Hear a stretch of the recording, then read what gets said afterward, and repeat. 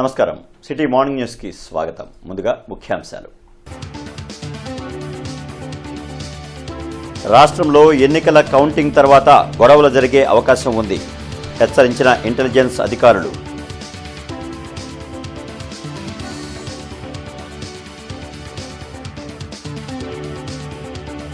రాష్ట్రంలో అధికార మార్పు తప్పదు, అక్రమార్కులకు శిక్ష తప్పదు.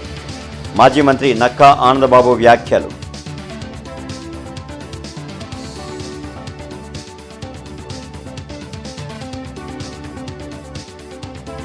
వైసీపీకి ప్రతిపక్ష హోదా కూడా దక్కదు, ఎద్దేవా చేసిన మాజీ మంత్రి దేవినేని ఉమా.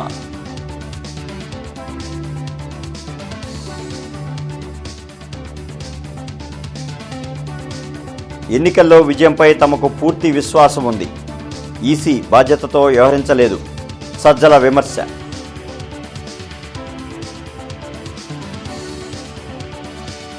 ఆంధ్రప్రదేశ్లో ఓట్ల లెక్కింపు అనంతరం గొడవలు జరిగే అవకాశం ఉందని ఇంటెలిజెన్స్ హెచ్చరించింది. సమస్యాత్మక ప్రాంతంలో ముందస్తు చర్యలు తీసుకోవాలని పోలీస్ శాఖకు సూచించింది. అవసరమైతే కేంద్ర బలగాలను కౌంటింగ్ అనంతరం మరో 15 రోజుల పాటు రాష్ట్రంలోని సమస్యాత్మక ప్రాంతాల్లో మోహరించాలని ఆదేశించింది. ఇప్పటికే ఎన్నికల అనంతరం రాష్ట్ర వ్యాప్తంగా అనేక చోట్ల గొడవలు జరుగుతూ ఉండడంతో ఇంటెలిజెన్స్ హెచ్చరికకు ప్రాధాన్యత సంతరించుకుంది. రాష్ట్రంలో ఎటువంటి అనుమతులు లేకుండా అక్రమంగా ఇసుక తవ్వకాలు జరుగుతున్నాయని సుప్రీంకోర్టు తెలిపినా ప్రభుత్వం ఇంకా నిస్సిగ్గుగా వ్యవహరిస్తోందని మాజీ మంత్రి నక్కా ఆనందబాబు మండిపడ్డారు. మంగళగిరిలోని టీడీపీ కేంద్ర కార్యాలయంలో ఆయన మీడియాతో మాట్లాడారు. సుప్రీంకోర్టు అడిగిన ప్రశ్నలకు సమాధానం చెప్పలేని దుస్థితిలో అధికారులు ఉన్నారని చెప్పారు. సుప్రీంకోర్టు ఆధీనంలోనే కమిటీ ఏర్పాటు చేస్తేనే ఇసుక అక్రమ తవ్వకాలపై వాస్తవాలు బయటపడతాయన్నారు. ఎన్జీటీ నేషనల్ గ్రీన్ ట్రిబ్యునల్ ఆదేశాలు లెక్క చేయలేదు, సుప్రీంకోర్టు అంటే లెక్కలేదు, అసలు వ్యవస్థలంటే లెక్కలేదు. వీళ్ల ఇష్టానుసారం అక్రమంగా ఇసుక తవ్వకాలు సాగిస్తానే ఉన్నారు యథేచ్ఛగా. నిన్న ఆర్డర్స్ ఇచ్చింది, ఇప్పుడు కూడా రాష్ట్రంలో యథేచ్ఛగా జరుగుతూ ఉన్నాయి. ఇవాళ ఏం చెప్పాలి? సుప్రీంకోర్టు అడిగినప్పుడు మేము కేసులు ఫైల్ చేశామని చెప్పారు. ఎవరి మీద పెట్టారు కేసులు? ఏ కంపెనీ మీద పెట్టారు చెప్పాలి. డిఎంజీ చెప్పాలి సమాధానం. ఏ కంపెనీలు మీద పెట్టాడో, ఎవరి మీద పెట్టారో. ఎంఓఎఫ్సిసి అక్రమ తవ్వకాలు భారీ యంత్రాల సహాయంతో చేస్తూ ఉన్నారని చెప్పి రిపోర్ట్ సబ్మిట్ చేసింది. ఎటువంటి పర్మిషన్ లేకుండా వీళ్ళు చేస్తూ ఉన్నారని చెప్పి 2024 ఫిబ్రవరిలో మినిస్ట్రీ ఆఫ్ ఎన్విరాన్మెంటల్ ఫారెస్ట్ వీళ్ళు చెప్తే దాని మీద ఇంతవరకు చర్యలు లేవు. ఇప్పుడు వీళ్ళ పర్యవేక్షణ, రాష్ట్ర ప్రభుత్వ పర్యవేక్షణ లేకుండా సుప్రీంకోర్టు పర్యవేక్షణలో జరపాలి రేపటి నుంచి. కలెక్టర్లు చూస్తేనే 22 మంది కలెక్టర్లు ఒకే రకంగా ఏ అక్రమ తవ్వకాలు జరగట్లేదని రిపోర్టులు ఇచ్చారు. వైఎస్ఆర్ కాంగ్రెస్ పార్టీకి ప్రతిపక్ష హోదా కూడా దక్కదని మాజీ మంత్రి దేవినేని ఉమా ఎద్దేవా చేశారు. మంగళగిరిలోని టీడీపీ కేంద్ర కార్యాలయంలో మాజీ మంత్రి దేవినేని ఉమా మీడియాతో మాట్లాడారు. వైసీపీ కార్యకర్తలను, ప్రజలను మభ్యపెట్టేలా సజ్జల మాట్లాడుతున్నారని విమర్శించారు.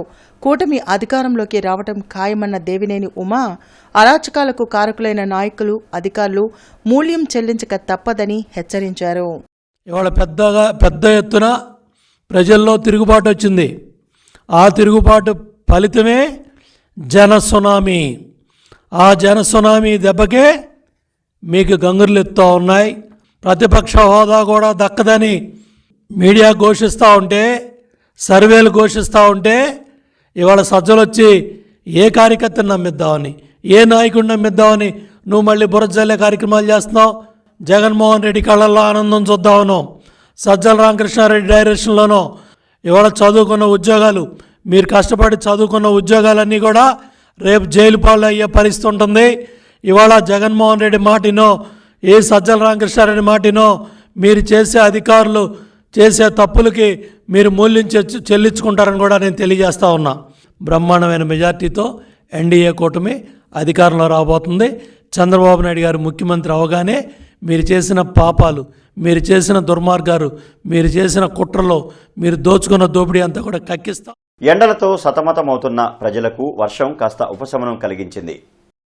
ఉపరితల ద్రోణి ప్రభావంతో 5 రోజుల పాటు వర్షాలు పడే అవకాశం ఉందని వాతావరణ శాఖ తెలిపింది. జిల్లాలో పలుచోట్ల వర్షం కురవడంతో వాతావరణం చల్లబడింది.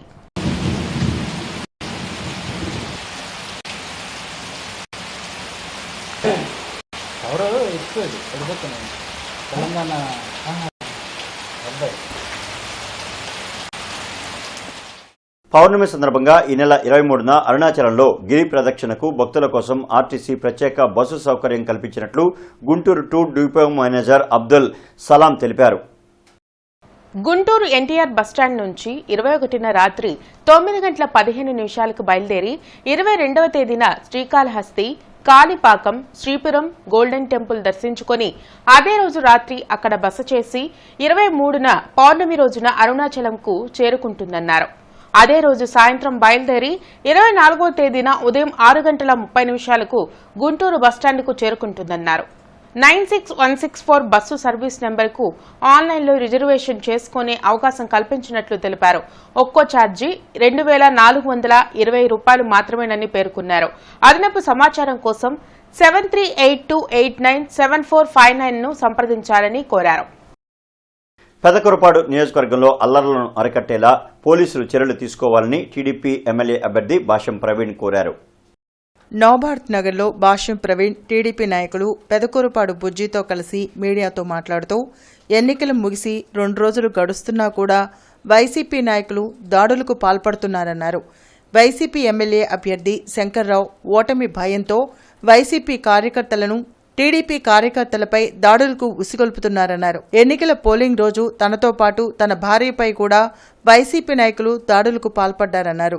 వైసీపీ ఓడిపోతుందని తెలిసినా అధికారులు ఆ పార్టీకి అండగా ఉన్నారన్నారు. దాడులపై టీడీపీ నాయకులు ఫిర్యాదు చేస్తే పోలీసులు కేసులు తీసుకోవడం లేదన్నారు. అధికారులు నిష్పక్షపాతంగా వ్యవహరించుకుంటే తగిన మూల్యం చెల్లించుకోక తప్పదన్నారు. నియోజకవర్గంలో శంకర్రావు అల్లర్లను ప్రోత్సహించవద్దని హెచ్చరించారు. శంకర్రావు మాట్లాడుతూ నిన్న ఇవాళ ప్రెస్ మీట్ పెట్టి మాట్లాడుతూ ఈ గొడవలన్నిటికి కారణం భాష్యం ప్రవీణ్ అని చెప్తున్నానండి. నేనా కారణం. నేను వచ్చి నియోజకవర్గానికి 60 రోజులు అవుతుంది. 60 రోజుల్లో ప్రతి ఊరిలో కూడా నీ మీద కంప్లైంటే. గత 5 సంవత్సరాల్లో నువ్వు రావడానికి ముందు 2019కి ముందు ఈ నియోజకవర్గం చాలా ప్రశాంతమైన నియోజకవర్గం. ఇది రైతువారి కుటుంబాలు ఎక్కువగా నివసించే నియోజకవర్గం, ప్రశాంతంగా ఉండే నియోజకవర్గం. పార్టీలు వేరైనా ఎలక్షన్ వరకు ఎలక్షన్ చేసుకుంటారు, తర్వాత ఎవరో కాళ్ళు కలిసిమెలిసి ఉండేవాళ్ళు. కానీ నువ్వు వచ్చినాక 2019లో నువ్వు వచ్చిన తర్వాతే ఈ నీచ సంస్కృతి, ఈ గొడవలు పట్టడం, ఈ కేసులు పెట్టడం, ఇటువంటి సంస్కృతి వచ్చింది. కానీ నువ్వు ఇప్పుడు చెప్తున్నావు నేను వచ్చి 60 రోజులైతే నేను గొడవలు పెడుతున్నా అని చెప్తున్నావు. ఇదేనా నీ సంస్కృతి? నీ సంస్కృతిని నా సంస్కృతి అని చెప్పడం నువ్వు చాలా తప్పు. ఇది తీవ్రంగా ఖండిస్తున్నావు. నువ్వెటువంటి వాడివో నేను ఎటువంటి వాడినో నియోజకవర్గ ప్రజలందరికీ తెలుసు, అది గుర్తుపెట్టుకో. శంకర్రావు ఎమ్మెల్యే శంకర్రావు ఇప్పటికీ అతను ఎమ్మెల్యే కాదండి, అతను పదవి అయిపోయింది. అతను ఇంకా ఎమ్మెల్యే అనుకుంటున్నారేమో మీరు, పోలీస్ శాఖ వారు. గుర్తుపెట్టుకోండి, అతను పదవి అయిపోయింది. చంద్రబాబుకు ఆయన మీద ఆయనకే నమ్మకం లేదని వైసీపీ ప్రధాన కార్యదర్శి సజ్జల రామకృష్ణారెడ్డి విమర్శించారు. తాడేపల్లిలోని వైసీపీ కేంద్ర కార్యాలయంలో సజ్జల మీడియాతో మాట్లాడారు. ఎన్నికల్లో తాము పూర్తి విశ్వాసంతో ఉన్నట్లు చెప్పారు. ఓటింగ్ సరళిని చూసి ప్రభుత్వ వ్యతిరేక ఓటింగ్ అనుకోవాల్సిన అవసరం లేదన్నారు. జగన్ ప్రచారం ప్రజల్లోకి బలంగా వెళ్లిందన్న సజ్జల కుప్పంలోనూ వైసీపీ గెలవబోతుందని ధీమా వ్యక్తం చేశారు. ఎన్నికల కమిషన్ బాధ్యతాయుతంగా ఉంటే రాష్ట్రంలో విధ్వంసం, అల్లర్లు జరిగేవి కావని తెలిపారు. జగన్మోహన్ రెడ్డి గారి మీద అంత వ్యతిరేకత పెంచుకుని ఈ వర్గాలు ఏ వర్గాల కోసం అయితే నిలబడినాడు, వాళ్ళు రావడానికి అంత ఇది రీజన్ కనపడతా లేదు. వీళ్ళందరూ చంద్రబాబు నాయుడు కానీ ఆయన పార్టీ కానీ పెట్టిన సూపర్ 6 అనే ఇది కానీ, లేదా ఆయన అర్జెంటుగా తెచ్చుకోవాలని వాళ్ళ కోరికుందా అని చూద్దామంటే అంతా అటువైపు కనపడలేదు. ఎందుకంటే చంద్రబాబు నాయుడికే తన అజెండా మీద నమ్మకం లేదు.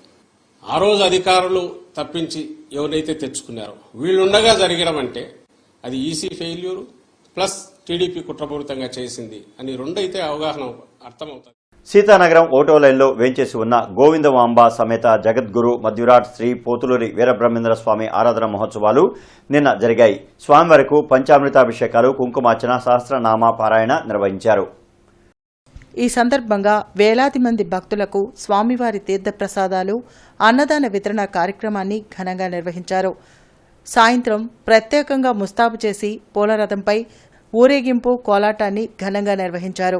బాలికలు, మహిళల కోలాటాలు చూపర్లను ఇట్టే ఆకట్టుకున్నాయి. ఊరేగింపుగా వస్తున్న స్వామివారిని భక్తులు దర్శించుకుని ప్రత్యేక పూజలు చేశారు. ఈ కార్యక్రమానికి ముఖ్య అతిథిగా తూర్పు నియోజకవర్గ టీడీపీ ఇన్ఛార్జ్ నసీర్ అహ్మద్ హాజరై స్వామివారికి ప్రత్యేక పూజలు నిర్వహించి భక్తులకు అన్నదాన వితరణ కార్యక్రమాన్ని ప్రారంభించారు. అనంతరం గట్టి శ్రీనివాసరావు మాట్లాడుతూ స్వామివారు భవిష్యత్ కాలాలను ఆనాడే వివరించారన్నారు. డాక్టర్ ముంజంపల్లి శివకుమార్ మాట్లాడుతూ భగవంతుని లక్షణాన్ని తెలియజేసేదే తత్వం. భగవంతుడంటే అణుస్వరూపం, కాలస్వరూపం. అణుస్వరూపానికి మారినవాడు కాలాతీతుడవుతాడన్నారు. పరమాత్మ సాన్నిధ్యాన్ని నిరంతరం ఉపాసించిన వీరబ్రహ్మేంద్రులు ఎన్నో కాలజ్ఞాన అంశాలు లోకానికి తెలియజేశారన్నారు. ఈ కార్యక్రమంలో ఆలయ అధ్యక్షులు నీలా శివశంకర్, ఎర్రగోపు నాగేశ్వరరావు, వంగర ఏడుకొండలు, పాలేటి వెంకట సుబ్బారెడ్డి, కట్టా వెంకటకృష్ణారావు, బుచ్చిబాబు తదితరులు పాల్గొన్నారు. శ్రీ వీరబ్రహ్మేంద్ర స్వామి జీవ సమాధి ఉంది. 331 సంవత్సరం అయినది. స్వామివారి కంది మల్లయ్యపల్లిలో 1693లో జీవ సమాధిని ఉందారు. మరి బ్రహ్మంగారు మహావిష్ణు అవతారం. ఎందుకు ఈ భూలోకానికి వచ్చాడంటే యదా యదాహి ధర్మస్య గ్లానిర్భవతి భారతప్యుత్థానం అధర్మస్య తదాత్మానాం సృజామహం పరిత్రాణాయ సాధూనాం వినాశాయ చతుష్కృతాం ధర్మ సంస్థాపనార్థాయ సంభవామి యుగే యుగే. ఇప్పుడు ధర్మమునకు హాని కలుగున్నప్పుడు భగవంతుడు అవతరిస్తానని చెప్తూ ఉన్నాడు. అందుకే భగవంతుడు వచ్చి కాలజ్ఞానము, భవిష్యత్తు, ఆత్మబోధ, ఏం జరగబోతుందో, ఏం జరగవస్తుందో అన్నీ భగవంతుడు చెప్పారు. 331 ఆరాధన జరుపుకోవడం కోసం ఎంతోమంది సన్నాహాదులయ్యి దీనికి ఎంతోమంది భక్తులు కొన్ని వేలాది మందిగా వచ్చి స్వామివారిని దర్శించుకొని స్వామివారి తీర్థప్రసాదాలు స్వీకరిస్తున్నారు. దీనికి ఎంతో ఆనందంగా ఉన్నది.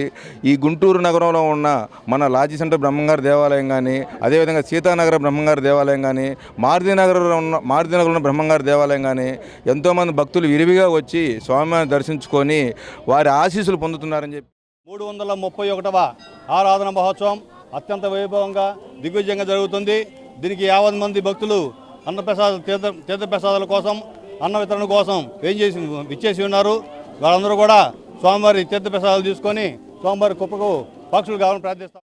ప్రతి సంవత్సరం లాగానే ఈరోజు కూడా అన్నదానం దిగ్విజయంగా అఖండ జనాలతో ఇక్కడ చేయడం జరుగుతుంది. ఈరోజు పూజలు అట్లానే అందరూ కూడా దంపతులచే ఈరోజు మధ్యాహ్నం వరకు కూడా పూజలు జరుగుతాయి. అట్లానే హోమం జరుగుతుంది. అట్లానే ఇక్కడ దిగ్విజయంగా పుర ప్రజలందరూ కూడా వచ్చి ఈ యొక్క హోమంని, ఈ యొక్క పూజల్లో పార్టిసిపేట్ చేస్తారు. తెలుగుదేశం పార్టీ మహానాడు వాయిదా పడింది. ఎన్నికల దృష్ట్యా ఈ నిర్ణయం తీసుకోవాల్సి వచ్చిందని ఆ పార్టీ అధినేత చంద్రబాబు పేర్కొన్నారు. పార్టీ వ్యవస్థాపకుడు ఎన్టీ రామారావు జయంతి మే 28వ తేదీన కలిసి వచ్చేలా ఏటా టీడీపీ మహానాడు నిర్వహిస్తుంది. ఎన్నికల ఫలితాల కోసం జూన్ 4 వరకు వేచి ఉండాల్సి వస్తుంది. ఫలితం తేలక ముందే మహానాడు నిర్వహించడం సరికాదన్న అభిప్రాయం టీడీపీ వర్గాలు వ్యూహ కమిటీ సభ్యులతో నిర్వహించిన టెలికాన్ఫరెన్స్ లో చంద్రబాబు ఎన్నికల దృష్ట్యా వాయిదా వేయక తప్పడం లేదని పేర్కొన్నారు. దక్షిణ భారతదేశంలో కామర్స్ విద్యారంగంలో అత్యంత గుర్తింపు మరియు 22 సంవత్సరాల అనుభవం కలిగినటువంటి మాస్టర్ మైండ్స్ విద్యా సంస్థల వారు ఈ నెల 20వ తేదీన జాబ్ మేళా నిర్వహించనున్నట్లు మేనేజ్మెంట్ తెలిపింది. ప్రిన్సిపల్స్, అడ్మినిస్ట్రేటివ్ స్టాఫ్, క్యాంపస్ ఇన్ఛార్జీలు, క్లాస్ ఇన్ఛార్జీలు, హాస్టల్ స్టాఫ్, అకౌంటెంట్లు, కంప్యూటర్ ఆపరేటర్లు, డిటిపి ఆపరేటర్లు, కంప్యూటర్ హార్డ్వేర్, బిల్డింగ్ కన్స్ట్రక్షన్ సూపర్వైజర్లు మరియు డ్రైవర్ల ఉద్యోగ అవకాశాలు కలవని, విద్యార్హతలు 10వ తరగతి, ఇంటర్, డిగ్రీ, బీటెక్ విద్యార్హతలు కావాలని, 21 ఏళ్ల నుండి 45 సంవత్సరాలపు వయసు ఉన్న పురుషులు, మహిళలు అర్హులని తెలిపారు. ఎంపికైన వారికి జీతం 10,000 రూపాయల నుండి 35,000 వరకు ఉంటుందని, దూర ప్రాంతాల వారికి వసతి మరియు భోజన సౌకర్యాలు కల్పించబడినని తెలిపారు.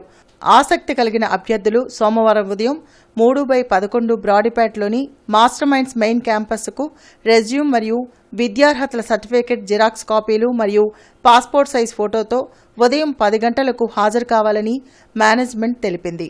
ఇంటర్మీడియట్ అడ్వాన్స్డ్ సప్లిమెంటరీ పరీక్షలు ఈ నెల 24వ తేదీ నుంచి జరగనున్నాయి. గుంటూరు జిల్లా వ్యాప్తంగా 17,776 మంది విద్యార్థులు ఈ పరీక్షలకు హాజరు కానున్నారు. జిల్లా వ్యాప్తంగా 96 పరీక్షా కేంద్రాలను ఏర్పాటు చేశారు. ఉదయం 9 గంటల నుంచి మధ్యాహ్నం 12 గంటల వరకు ప్రథమ సంవత్సరం విద్యార్థులకు, మధ్యాహ్నం 2:30 నుంచి సాయంత్రం 5:30 వరకు ద్వితీయ సంవత్సర పరీక్షలు జరుగుతాయి. ఈ సందర్భంగా ఈ పరీక్షలకు అన్ని ఏర్పాట్లు పూర్తి చేసినట్లు ఆర్ఐఓ జీకే జుబేర్ తెలిపారు. విద్యార్థుల హాల్ టికెట్లను ఈ నెల 20 తర్వాత ఇంటర్ బోర్డు వెబ్సైట్లో ఉంచుతారని తెలిపారు. రాష్ట్రంలో ఎలాంటి అలజడులకు వైసీపీ కారణం కాకూడదని సీఎం జగన్ చెప్పారు కాబట్టే తమ శ్రేణులు సంయమనంతో ఉన్నాయని ప్రభుత్వ విప్ లేళ్ల అప్పిరెడ్డి తెలిపారు. తాడేపల్లిలోని వైసీపీ కేంద్ర కార్యాలయంలో అప్పిరెడ్డి మీడియాతో మాట్లాడారు. రాష్ట్రంలో ఎన్నికల అనంతరం జరిగిన అల్లర్లకు కారణం టీడీపీ, బీజేపీనేనని ఆరోపించారు. ఎక్కడ అధికారులను ఈసీ మార్చిందో ఆయా ప్రాంతాల్లోనే గొడవలు జరిగాయని చెప్పారు. ఒక ఎన్నికల్లో జరిగినటువంటి సంఘటనలకు సంబంధించి అధికారులను సస్పెండ్ చేయటం, ట్రాన్స్ఫర్ చేయటం అనేది సిగ్గుగా అనిపించట్లేదా? కేంద్రం నుంచి వచ్చాడు దీపక్ మిశ్రా, పోలీస్ అబ్జర్వర్.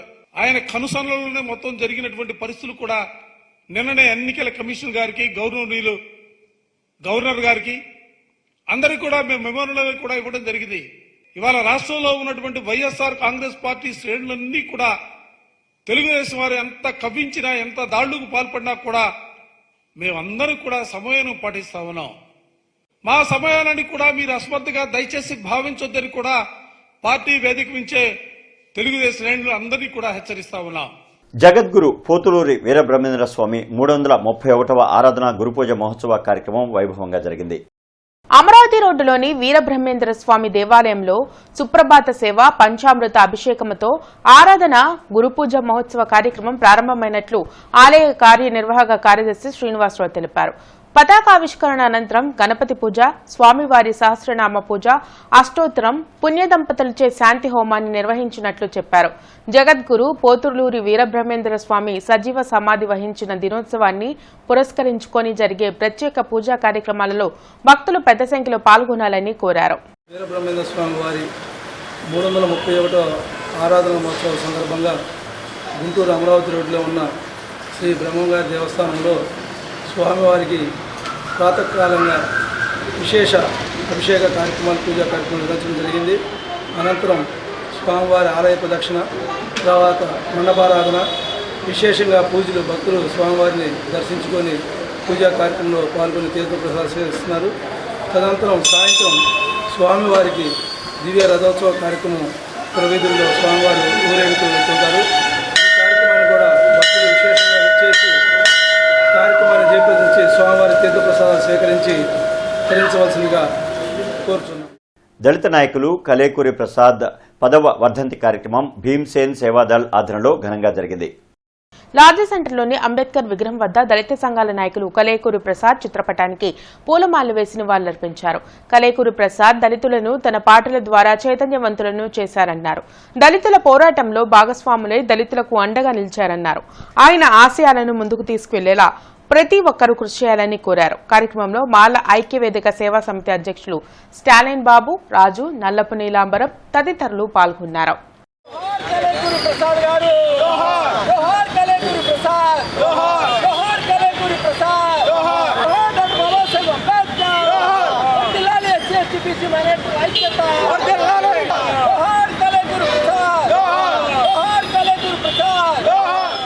కలేకూరి ప్రసాద్ అన్న దళిత ఉద్యమానికి ఒక ఎన్నుముక్కలాగా పనిచేశాడు. దళితులకి ఎక్కడున్నా కానీ ఆయన యొక్క ఒంట్లో బాగపోయినా కానీ డప్పు ప్రకాష్కి ఆయన యొక్క మాటనే పాటగా పాడి వినిపించేవాడు. అలాగా ఎన్నో వర్గాలకి, ఎస్సీ, ఎస్టీ, బీసీ, మైనారిటీ వర్గాలకి మేముండవని చెప్పి కారంచేడు, చుండూరు, లక్ష్మీపేట అనేక ఉద్యమాల్లో మన కలేకూరి ప్రసాద్ అన్న ఎంతో పనిచేశాడు. ఆయన్ని మన దళితులందరూ కూడా గుర్తించుకోవటం, ఆయన వర్ధంతులు, జయంతులు జరుపుకోవటం, మన నాయకులు కష్టపడ్డ వాళ్ళకి మనం ఇచ్చేది ఏంటంటే ఇదే ఘనమైన నివాళి. రిటర్నింగ్ అధికారి కార్యాలయంలో జూన్ 4న జరగనున్న ఓట్ల లెక్కింపు ఏర్పాట్లపై తీసుకోవాల్సిన చర్యలపై సమీక్షా సమావేశం జరిగింది. సార్వత్రిక ఎన్నికల ఓట్ల లెక్కింపు తేదీ, సమయంపై పోటీ చేసిన అభ్యర్థులకు నోటీసు ద్వారా సమాచారం అందించాలని నగర కమిషనర్, తూర్పు నియోజకవర్గ రిటర్నింగ్ అధికారి కీర్తి చేకూరి అధికారులను ఆదేశించారు.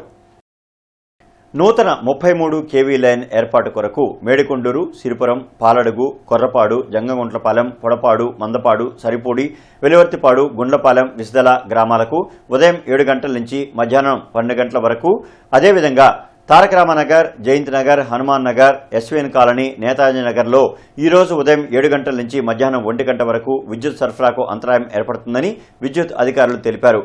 కావున వినియోగదారులు సహకరించగలరని కోరారు. వార్తలు ముగించే ముందు ముఖ్యాంశాలు మరొకసారి. రాష్ట్రంలో ఎన్నికల కౌంటింగ్ తర్వాత గొడవలు జరిగే అవకాశం ఉంది, హెచ్చరించిన ఇంటెలిజెన్స్ అధికారులు.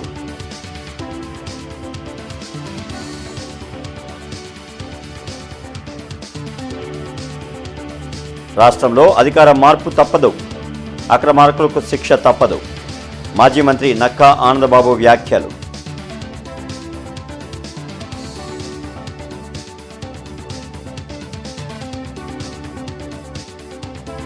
వైసీపీకి ప్రతిపక్ష హోదా కూడా దక్కదు, ఎద్దేవా చేసిన మాజీ మంత్రి దేవినేని ఉమా.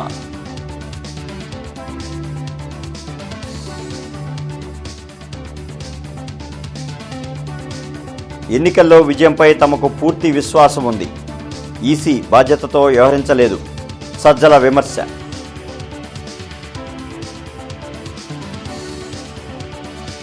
ఇక ఈ వార్తలు ఇంతటితో సమాప్తం. నమస్కారం.